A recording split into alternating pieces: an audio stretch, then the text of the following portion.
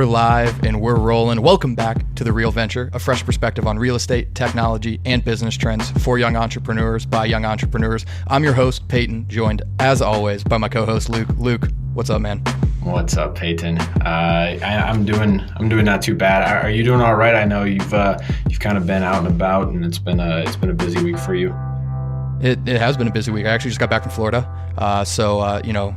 I'm a ginger, redhead, so I am completely sunburnt all over. I don't know if the camera's picking it up, but like my neck and everything, like I got fried in my 3 days there. But I'm happy to be back in Austin. So today we're joined by Krish. Krish is an entrepreneur. He's a musician, and we're really excited to introduce him to you because really at the end of the day, he's doing something that is very similar to what any other entrepreneur is doing in that, he's having to go off the beaten path. He's going out on his own to try to build something.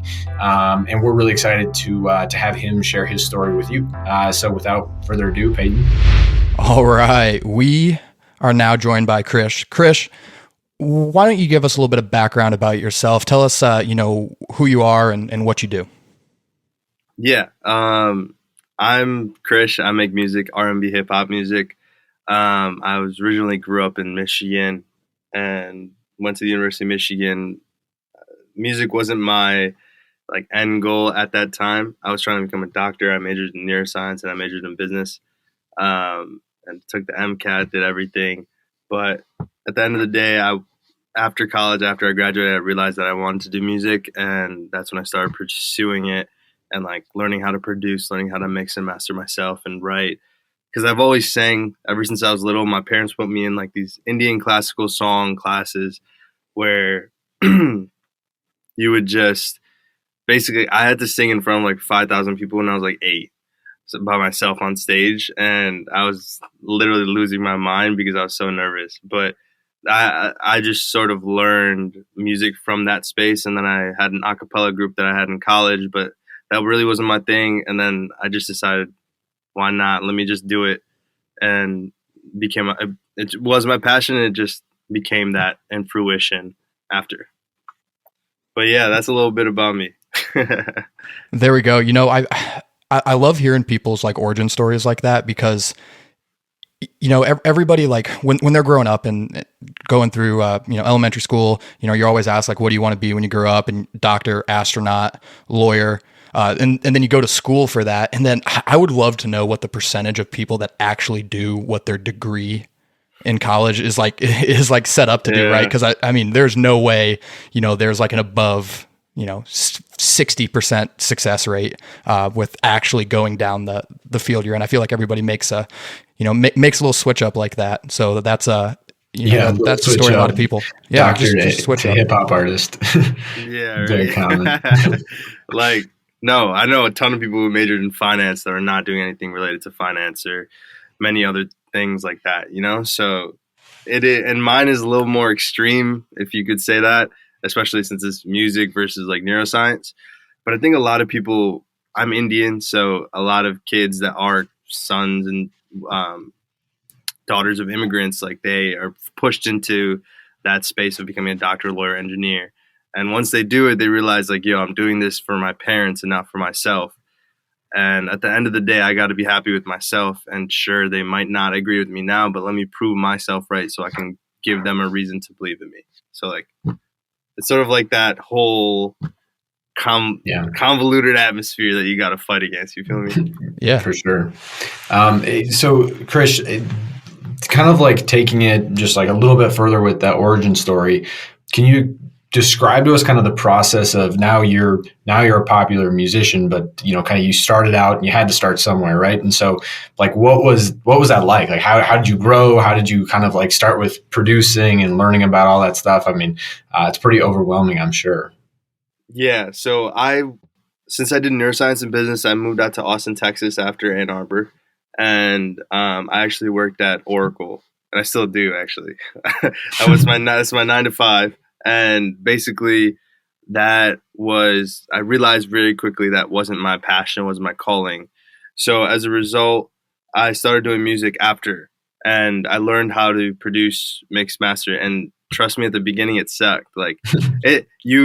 But you look back at it and you think it, and you're like, damn, I really made some shitty music back then. But at the time, you were like, man, this is fire. Like, let me show everyone that I know. And then you quickly realize, like, when you're starting something new, and when you want to go out of the lane that's like a cookie cutter lane for you, people aren't going to be supporting you. Like, your best supporters will be strangers first and foremost, versus the people that you know. And it's weird how it is, but that's just how it always is. And for me, that's what I've experienced. And I had to push and release song by song, learn how to market myself. And it took me like 2 years of just learning how to mix, master everything, record. I would record in like my room. It would be straight like right after work until like 3 a.m. And then I'd go wake up.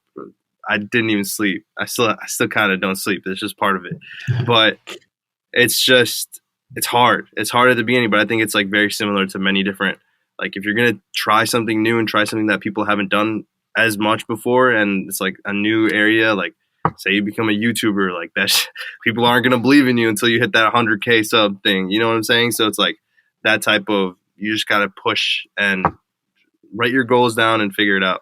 That right there, that needs to be sound clipped for us, because that is like the essence of what we're trying to do here. Because everybody sits at home and, they have all these crazy dreams and, hey, I want to go, be this really successful, person in business. I want to be a successful musician, YouTuber, whatever the case may be. But like ultimately everybody just sits on their couch and just wonders, and nobody actually takes that step because it's scary. Like, I mean, we started a podcast because we wanted to talk to interesting people and learn.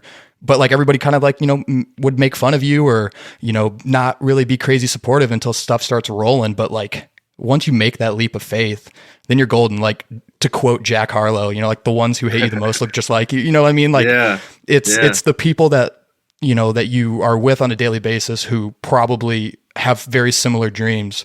And then, a little bit of animosity kind of pops up because you're actually trying it and you're going to fail. Like, Luke and I will be the first ones to tell you that, we've tried to start some businesses together, and some of them haven't worked and some are starting to work. And, I mean, we count this as a business too. So we'll, we don't know what this is going to, so it's just, you got to try it. So, I mean, go ahead. I was just going to say, like I've seen people like going off of like the independence, like you're going to fail. You're going to always do that. But if you learn something from it, that's the biggest thing. And if you don't learn anything, hey man, we're young enough to figure it out, and also like you figure out like, people are going to hate on you. I know people who, like, what your Jack Harlow quote, that's what I thought of this. It's like, I know people that I went to college with that hated on my shit at the beginning. I got screenshots from some of my best friends of like, yo, look at this. And I'm like, all right, let me use this as motivation. It's sort of like, I think of like Dwayne Wade used to take out, he used to cut out little, or read the newspaper before every game just to see what other players were saying about him or what they did in the other game and shit like that. And the more people started hitting on him, the better he did, because not because of them, but it made him realize like, yo, there's a reason why I've always been motivated to do this. And let me hammer in on that. I'm not going to that's like the last 5% of the motivation, but that will remind me that the first 95%, that's the reason why I started. Mm-hmm. Yeah, no doubt. And I think the other thing that's a little scary about kind of like jumping into something that's like a little off the beaten path is like you need to make money, you need to find a way to live, you want to, kind of have a way to save up for retirement and all these things. You have monetary goals as well. And especially with doing things like music or starting in business from scratch, any of that, it's hard. You don't make money right away and it takes time. That's one thing that I've been super interested in is creators in general and, musicians specifically. How do you go about, monetizing? And, maybe you're not at a point where you're fully self-sustained yet, but like, and how are you growing to that point? Yeah. So the biggest thing with music is you have to create sort of like a fan base that believes in not only your music, but your story and who you're trying to become in the future with your music. And that's like the biggest thing, because monetizing can come from merchandise. It can come from streaming sales. It can come from like actual sales of like iTunes sales. It can come from touring. It can come from, there's a lot of different things, brand partnerships for socials, like, and that only becomes exponentially higher the bigger you become. So the first thing at the beginning, you're gonna take it's an investment. It's like you're just throwing money in a well and not looking at the end. But soon that well is gonna fill up, and you're gonna be like, all right, like here we are. And that's sort of how music is. And I am making money from music, but like you're saying, self sustainability comes at a certain point where you can leverage. You got to pay me $40K for me to post this on Instagram and for like a couple months, or you got to do this and that for me to be working for you. And that's where it is. And I can sell my merch. I can tour, unfortunately COVID, but all that shit like combined, it's just, at first you're not going to make money, but you got to believe in the vision and believe in the end goal. And that's just how it is with everything. Yeah, no, and pre-COVID, so we'll get back to the monetization thing in a second, but I had a question for you that you kind of just led into that is like super interesting to me. So have you been on tour like before COVID? Did you go on tour? I didn't. I because mainly I had a job, and also at the same time, it's just, I was growing. Like I grew the most so far in the past year than I have the past 2.5 years before that. So like, yeah. So out of the 3.5 years so far, the first 2.5 years were basically like, okay, like let me release some of my songs and try to grow as much as I can. But that sort of led into like, you got to learn every single aspect. So I would release my own videos. I'd edit my own shit.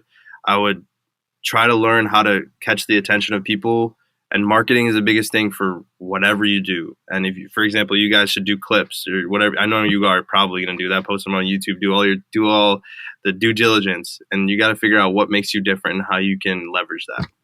So what makes you different? So what are like some of the things that you're doing that kind of sets you apart from, your competition, if you will? Mm-hmm. A lot of it is, it's sort of tied into my background, because a lot of people resonate, especially in like the Indian American, whatever. If you're an immigrant kid or whatever situation that you're from, your parents have predetermined like things that a majority of parents have predetermined things of like, all right, my kid's probably going to do this. He's going to major in this. He's probably going to get a job in corporate America.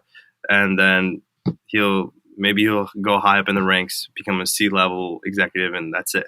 Like if you go against that, that's going to be like weird. And do you think that going against it, do you think that that's kind of like a battle for like security? Like there is such a set security with going down that corporate 9-to-5 route. And then, you kind of say like, forget that, and I'm going to go do music. And then the security goes completely out the window. And that's probably what freaks out a lot of parents in a situation like you just described. And it's valid. Like imagine your kid becoming an artist and you're like, what the heck? Like I didn't pay 1 through 18 all your field trips, all your whatever, just to become like going to music. I wanted to become a doctor. And it's just like, all right, like I understand, but there's a reason. Like sure, it's going to be that security risk, but at the same time, I have to be afforded the same opportunities as like you did when you were in your 20s. When you, for example, in my case, when my parents came from India and they moved to the United States in their late 20s, early 30s, like they were able to do that. And if I did that, I would also get the lashback. They got the lashback from their parents, but they just don't realize it. Everyone takes those risks, and you need to. Otherwise, like nobody wants to look back 30 years from now and be like, damn it, like I really didn't take any risks. Yeah. Why not? Absolutely.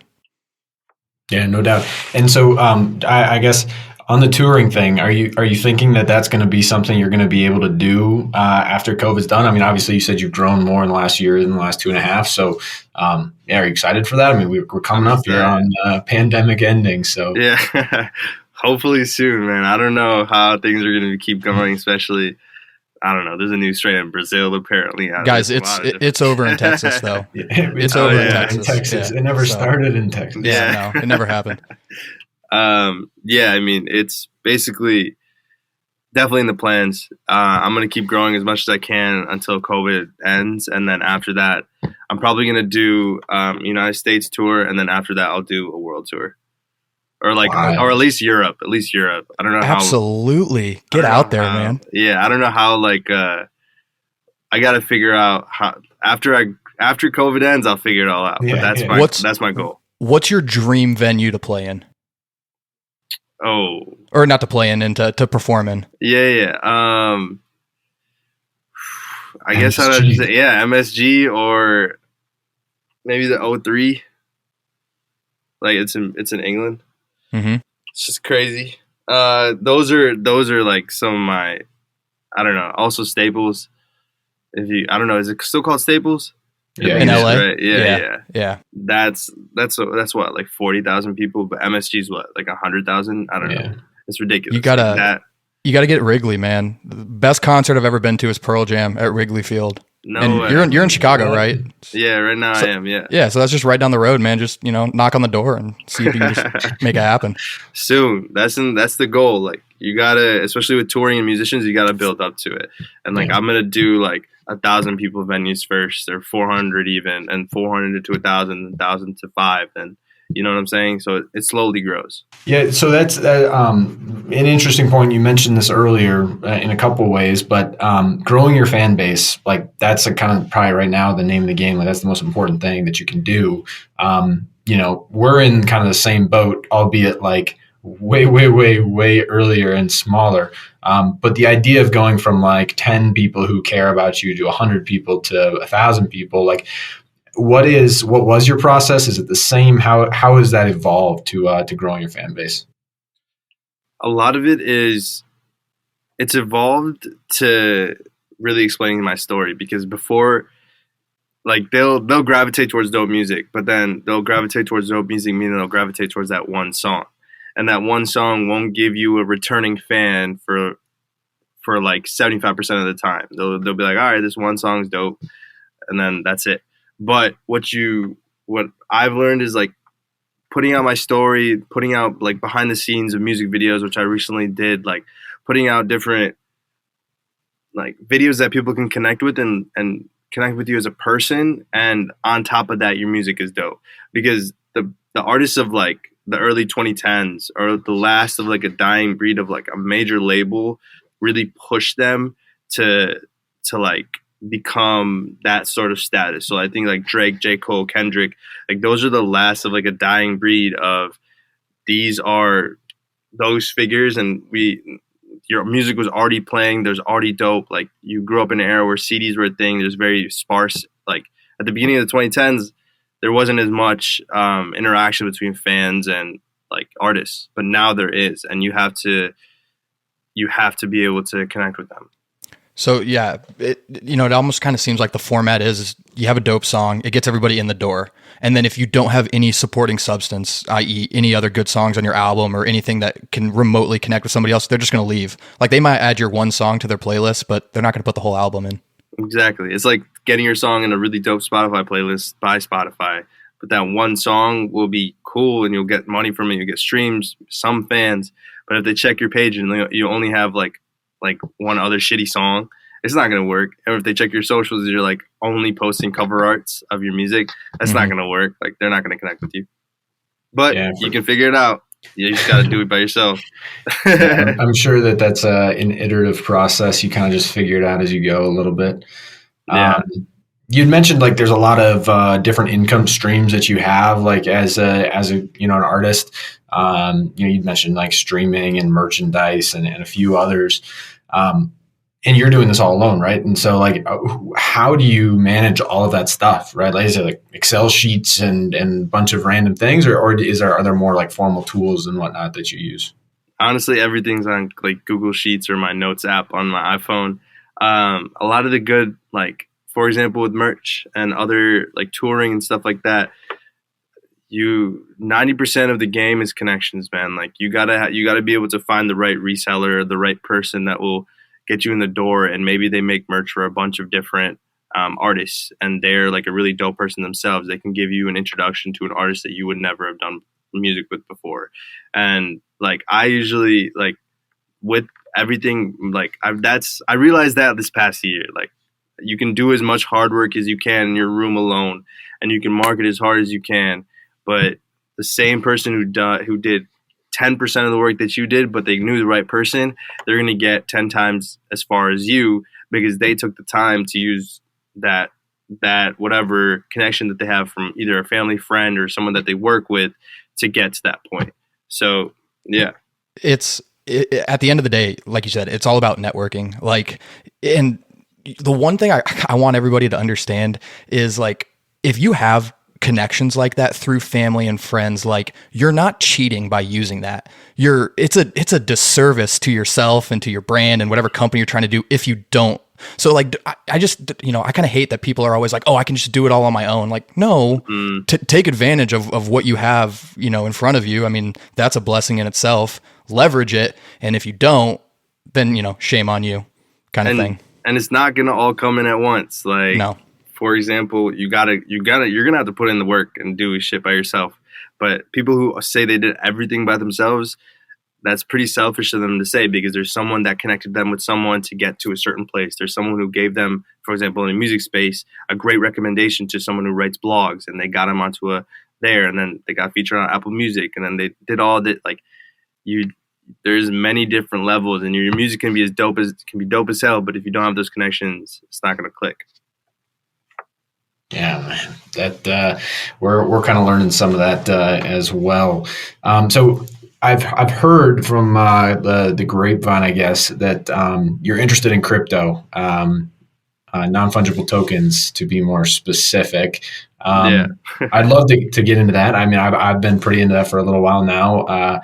So I guess, like, to kind of start this off for our listeners, as well as, just kind of like to learn a little bit more about this, would you mind kind of giving like your brief understanding of how NFTs work, as well as like what your goal with respect to them are?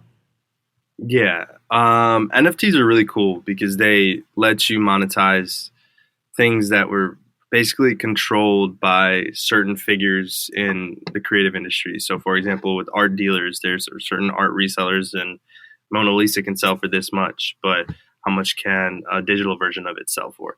And it gives the artist, or whether that be painting or music, whatever, the capabilities to sell their digital assets and give them either in portions or in whole to a certain individual or group. And it gives us the power to have a different revenue stream, because it allows us to not only get the streaming money from Spotify or Apple Music, YouTube, etc., but be able to give out sort of equity in a song to a new individual that will, in return, possibly sell it, and you get returns on that. Overall, I think NFTs are really cool right now. I've heard of a lot of people making a ton of money off of it. Not only just painters and visual artists, but musical artists as well. For example, I've heard like beat packs being sold, and other really like dope artists selling kicks, snares, hi-hats, like all those different sounds, and their parts of their catalog. It's still up in the air of like, is it worth a smaller artist to be doing that and putting their time and money into it? Yeah, I don't know. It's just, so you're saying that there's a little bit of an opportunity cost then. Mm-hmm. So like, for that opportunity cost, I mean, what does it actually take to make one? Like, I mean, like what is the effort that you have to put forward in order to produce an NFT? Personally, I think you have to pay like around $200 something to set yours up and be able to post it as an individual NFT. But I might be wrong on that number, but that's like the average of what I've heard. And from there, you have to be able to market your music in your own network. So whether that be like into your social media network or your individual network, you got to be able to put the money and time into being like, yo, this is worth value. Let me find the right people to actually, it's sort of like eBay. You got to have someone bid really high on it. That's when you're going to get higher bids, and there's going to be something that's worth it. Because, for example, if you hit the studio, you bought the beat, whatever, from a producer, probably like $200 if you want the real, like, nice, like nobody else is going to take your shit. And then you pay for studio time. That's going to end up just the studio time being like $300. And then from there, you got to have it mixed and mastered. That's probably another $700 to $1,000 if you want to do it right. So then that kind of adds up. Like, and you're going to putting marketing behind it. It's in it itself. Do you want to just rely on TikTok and put all your money into like ads on social media to grow your stuff? Or do you want to grow your music platforms itself, like Spotify, something that's established? Or do you want to do an NFTs? It's like, depends on how you approach it. And if you have the right connections to Like if your Snoop Dogg is gonna bid on my NFT, hell yeah, I'm gonna do that. But if I don't have someone that can do it in that stratosphere, it might be an opportunity cost that you just have to explore a little more. Yeah, I mean, I think it's really you hit on a good point with that, which is like a lot of the money and the big numbers that we see with NFTs are kind of coming from like very high profile people. You know, like Elon Musk tweets something, it's like a song and a video that's like a joke about NFTs, and some guy's bidding $1 million for it, right? Like if I go out there and I make the same thing and I say, hey, does anybody want this? Right? Exactly. Nobody's going to buy it for $1 million. And so it's a lot more about kind of like being in that kind of that atmosphere of like, you know, if Drake was to release a song and say, oh, whoever gets this is like the only person who gets access to this song, you know, that's interesting. That's going to be like, that would be worth like so much. Many millions of dollars, right? And then there's the guy who sold his collage of paintings, Beeple, the guy who sold for $69 million in some art auction, right? Like that's crazy, right? If that was accessible to anybody, that'd be amazing, but it's not really, right? Like he's like a very like well-known digital artist, and then it finally becomes possible for digital art to be like unique in some capacity, and so it's like, yeah, he's the guy who's going to get it. The ones that are crazy to me are like the NBA token ones, like I have a couple of those. Yeah, the Top Shots, like you know, there's 30. Some. You got some? Yeah, I do. Which ones do you have? I have this Donovan Mitchell. It's like I think it's bidding around $2K, which is nice. I paid $15 for the pack. Yeah, but, let's go. The other two were bidding around like 200 or 300, but that's still dope for paying 15. Yeah, dude. Yeah. So like sure. when you bought those, there's like 40 of them, right? Like you own the 23rd out of 40 of them, right? There's a lot. Like there's some like 600 versions of like one. So there can be a lot. So I mean, this is one thing I just don't understand. I mean, obviously you want the higher the number, right? The higher the number, up the scale, right? 1 out of 40, 2 out of 40, those are going to be worth more. Why is it worth more if it's the same picture? Like what's the benefit of having 1 out of 40 instead of the 22nd? It's sort of like you want the first vintage Babe Ruth card, not the 100th, you know? Even though they're both vintage cards, you still yeah. Because that's just how the sports like world works. And so, go for it. No, you go for it. I was gonna pivot to kind of another part of this. So finish your thought. Oh, for sure. Like the reason why I got into it was because one of my friends like randomly bought a pack for $99, pulled it out, and he got like number 24 out of like 10,000. I think if there's more than to like a certain amount, it's crazy. And that thing is worth like 15-20K. And it's just ridiculous. Like you just wake up one day, you're like, all right, let me spend $99 in sports cards randomly on the internet that aren't even tangible. And you make 20K. Like it's ridiculous. And so like one of the thoughts that I had around like how, you know, creators, musicians specifically could benefit from having, you know, NFTs be like a significant part of their ecosystem is like the ability to issue either very early on in your career things that says basically like, hey, like I'm a fan of Krish. I've been there since day one. Like you can see it. Like here's digital proof that I was like his 5th fan. You know, things like that, which I feel like over time, you know, those appreciate in value, like the ability to say that you were on the Krish bandwagon early. And when you blow up, you know, everyone's like, I was there. And stuff like that, as well as like you were kind of mentioning this earlier with like equity, but revenue sharing and things like that as it relates to songs and whatnot. So you can get kind of like funding into, you know, letting you get the production equipment, letting you get education, whatever the case may be, and having your fans participate in that funding. I mean, is there like a reasonable thing in that? No, that's actually a dope idea. I just thought of that like with NBA Top Shot. Like, what if you had like certain labels, whoever signed artists, release cards that have like the same whatever 1 through 100 of, for example, Lil Wayne off of Young Money. Like that would be a lot of money. Like that would be a lot of fucking money where you would just like that's a huge revenue stream, and you'd obviously give a percentage to the artists, and independent artists should be able to do that themselves too.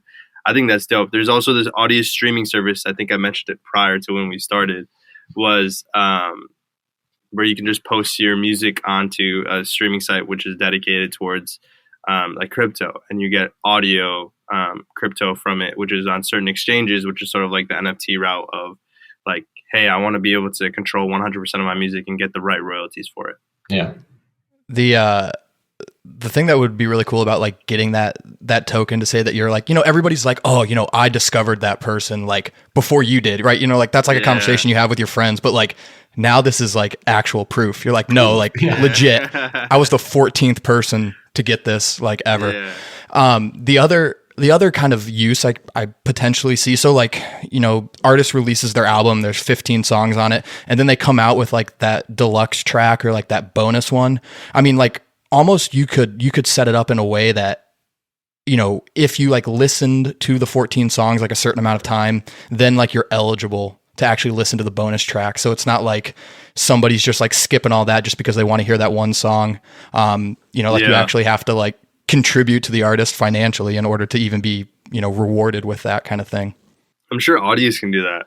Like it's just another streaming service like Spotify or Apple Music, but they probably have that capability of like, if you listen through everything, you get that opportunity to purchase a singular NFT of whatever, Yeah. So Krish, I have another thought on this. And one of the cool things about NFTs, there's a site called Zora. I'm not sure if you've heard of it. They do kind of like, they're very much in the space as well. And it might be worth your time to check it out. There's an artist called Rack who's very much into this RAC. I don't know if it's actually pronounced Rack, but he's very much into Zora and he's tweeting about all this stuff. And one of the cool features that they have is as the token continues to resell. So let's say it's your number one fan card, and it resells. And you were mentioning having this kind of like percentage of the resale value continues to come to the artist. Is this idea of price discovery that is like benefits the artist. So as you kind of determine what something's worth via the markets, so people keep bidding on something, and as they continue to sell it to each other, you keep making money off of that. Do you see other things that kind of concept can be applied to? Concert tickets, exclusive album sales, other things that would be interesting to have that mechanism in it? Concert tickets. Oh. There's a huge resale for that stuff, right? Like you buy it for $90, and if you try to rebuy it, 220 or something, right? Yeah, no, I think there's definitely so many different avenues now that NFTs sort of monetize every single aspect of everything. Like, exactly. You see an NBA Top Shot, like a crossover, a dribble, like come on, dog, like a bounce pass going for $1 million. Like I know, bro. Like it's saucy, but I mean, I don't know if it's like $1 million worth. Hey. It's just like the stock market. Shit really isn't worth as much as they say it is. But hey, if somebody's going to pay it, then somebody's buying. Yeah, if somebody's buying it, you might as well sell it, kind of thing. Exactly. But on that topic of like monetizing it, like maybe you can monetize certain portions of your YouTube videos, like vlogs. Like I recently released a vlog of like our LA trip that we did just for a couple of our music videos, and say someone wanted to purchase like one of the transitions or like one of the behind the scenes of like this first look at the music video shoot. So you can do that with any artist. Honestly, it's a dope idea. And if people want to pay for it, gladly. Yeah. I'm not going to stop you. Let me just set it up for you. But I think things are gearing towards it. Everything's getting monetized, and why not own a piece of, I guess, artist history in the meantime? Exactly. I see this like being a good opportunity for like, everybody else that's associated in the content creation game, like the editors, the video producers, because they might do some really dope stuff. And like you said, like cool transitions, weird camera angles and stuff like that. So like being able to like you're set up to work with somebody and you do it on their videos, but being able to actually sell like your really cool transition that's proprietary to you. I mean, that sets them up to be exposed to monetization that they normally would never see. Yeah. So for example, say Cole Bennett just did one of his music videos that he did with, whether it be Kanye or whether that be with anybody that he's worked with, just snip 2 seconds of that. I swear that would be a couple $100,000 just for that one snippet. Even if people know how to do it, it's a Cole Bennett video that he did with Kanye. Like, come on. So can you clip like DJ Khaled like yelling his name? Oh my God, that's like you could clip that, right? Or like Mike Will Made It, or like any of those like little Kane is in the, whatever it may be. Like they need to start clipping those. Like that's a gold mine. I think it's very untapped, and like NFTs are on a very fragile server right now because I think there's like a couple of companies that are the seed companies of all this. Like they've been around for years, but they're like lines of code that aren't backed up by multi-billion-dollar industries. So it's very tough to say, hey, I'm going to purchase this for $60 million and let me be content with it and not worry about it every single second until I resell it, you know? Who's scared of this becoming a thing? Like, who does this directly affect in a negative way? Is it the big labels, like you said? Who should be concerned that these are becoming a thing? I think the big labels are already scared of like TikTok and shit. But at the same time, so the way labels work is Spotify is the biggest music platform, and Tencent Holdings owns basically all of Spotify. And Tencent Holdings also has portions in every single label. So all the labels have ownership in Spotify already, which it's like indirect. So basically they're all set in the major music platform. I think if Audius and these other music platforms that don't have any ties to these major record labels go into like NFTs with music streaming, etc., that will make them scared. I don't think selling NFTs of certain individual artists will, because it would just leverage them to offer the artists a larger deal. I think that's the end of the game. And the artists, like, it's hard to grow as an artist, but these independent artists that are getting huge, they have the opportunity to create their NFTs, and that's definitely going to be something the label's going to be interested in monetizing, and they're going to get the back end anyways, probably. So it might scare them off, but they're going to be making money regardless. I think the streaming services with NFTs are the scariest thing for them. Yeah, no, I totally agree. And I mean, we're probably running low on time here. I was just going to say another thing about, NFTs that I think is, a potentially interesting, issue with all of it is like if DJ Khaled makes a snippet of his thing that's just, him saying DJ Khaled, one, what's stopping somebody else from just making the exact same NFT again and reselling it? That's one potential problem. The other problem is NFTs are only unique on a specific blockchain, so the actual database that's holding all this information, and there's quite a few blockchains that exist. So the idea that you could just sell the same thing on a different blockchain, doesn't that kind of invalidate the authenticity of the thing? So there's like a lot of, I think, problems that are going to need to be worked out there. I'm not sure if you have an opinion on any of that, but does that scare you at all? The fact that you just be copied and yes, it's like authentic, but like authentic to who and why? And it's a little different than a painting that is one of a kind or a physical asset that literally is its own thing. Mm-hmm. It's kind of weird. It's definitely weird. I mean, there's pictures. So like Mona Lisa is one thing, and then there's pictures of the Mona Lisa on Google Images, but it doesn't devalue the Mona Lisa. So like that's why that's sort of like the mindset I'm thinking about. But also at the same time, I don't know. It's just a very, very flip-floppy space right now, and you just gotta test the waters. I'm gonna test the waters and figure it out. Yeah, I mean, I think it's worth it. Like, especially if it's low enough cost, and you should be able to make NFTs for cheaper than $200. But we can talk about that later. Probably, I don't know why. That's what I heard. Well, I mean, it probably is somewhere. The other thing, I don't know if you have any thoughts on this.